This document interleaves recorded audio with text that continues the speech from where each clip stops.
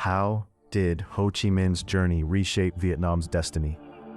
France seized control of Cochin China, establishing it as a colony around 1860, then moved northward, consolidating disparate regions into French Indochina.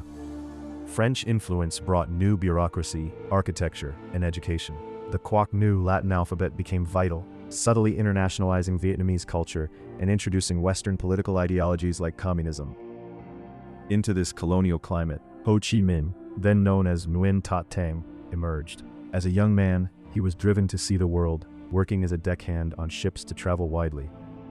His odyssey took him through America, a rumored stint as a chef in London, and eventually to Paris. These travels exposed him to diverse cultures, economic disparities, and rising nationalist sentiments. In Paris, 1919, the young Ho Chi Minh courageously petitioned Woodrow Wilson at the Versailles peace talks. Seeking independence for Vietnam, he hoped for self-determination, but his pleas were ignored.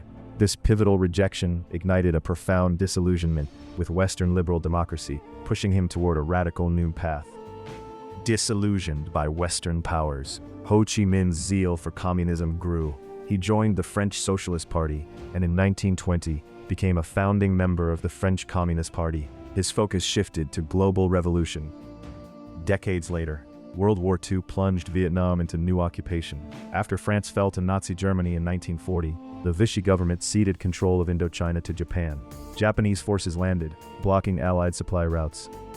After years abroad and a period of imprisonment in China, Ho Chi Minh returned to Vietnam in 1941. With a hero's status, he founded the Viet Minh independence movement, rallying forces against the Japanese and Vichy French occupiers. Surprisingly, during World War II, Ho Chi Minh forged a strategic alliance with the United States Office of Strategic Services, the OSS. The Viet Minh rescued downed American pilots, delivering them to Allied forces in China.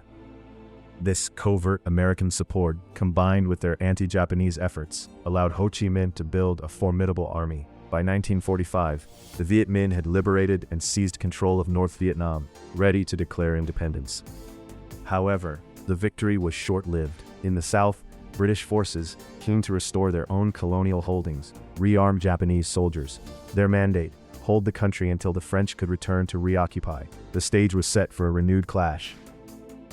Ho Chi Minh and the Viet Minh, having fought both Japanese and French occupiers, refused to accept renewed colonial rule. As the only major political party opposing both, they were uniquely positioned to seize power.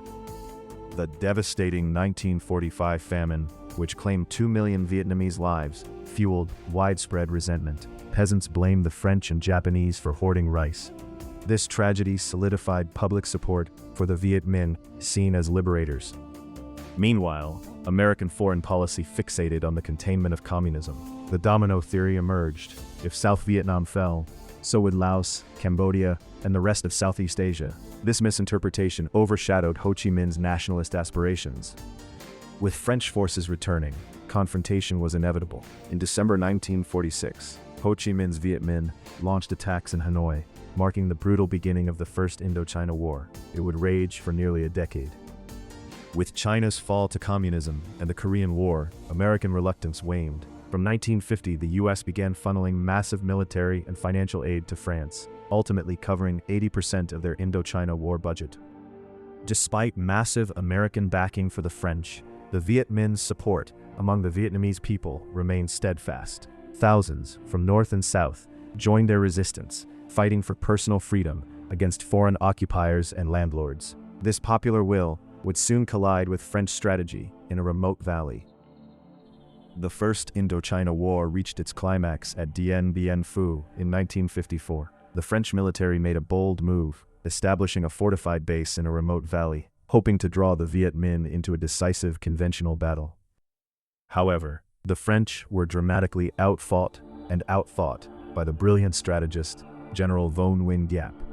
He meticulously positioned Viet Minh artillery on surrounding hills, hauling heavy guns through dense jungle.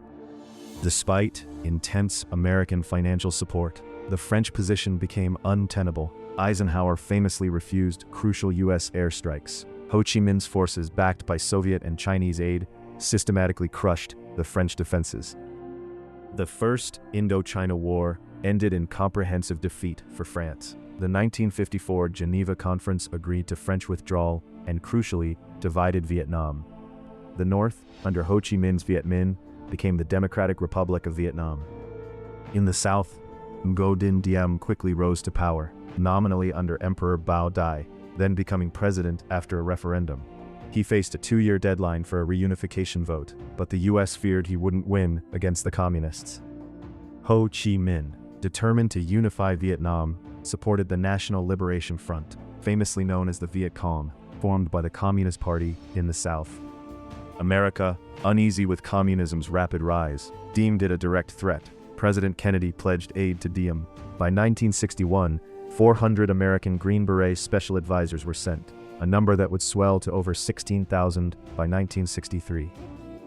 Despite U.S. support, Diem's regime struggled against the Viet Cong.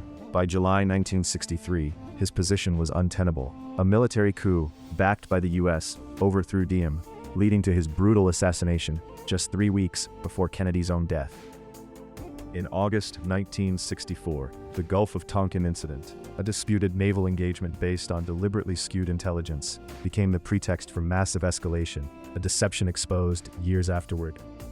Armed with the Gulf of Tonkin Resolution, Johnson launched Operation Rolling Thunder, a sustained bombing campaign against North Vietnam. This commitment also rapidly escalated U.S. ground troops into the hundreds of thousands, initiating full-scale war. The painful truth: America profoundly misunderstood Ho Chi Minh. They saw only a communist threat, a domino in a global Cold War, yet he was first and foremost a nationalist. This fundamental misinterpretation, inheriting a war of self-determination, transformed a colonial struggle into a catastrophic decades-long American conflict, leaving an indelible mark on both nations.